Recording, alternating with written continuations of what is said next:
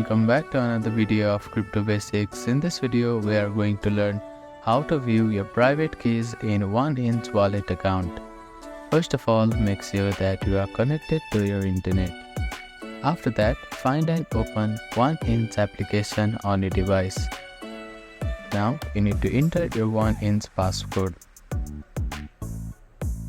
After that, at the bottom right corner of the screen, you can see Settings icon. Click on that icon. Now, go to My Wallets option.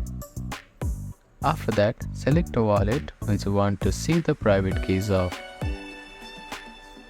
Now, you can see View Private Key option. Click on it and type in the passcode in here.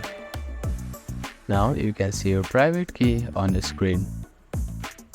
So that is how you can view your private keys of OneInch wallet.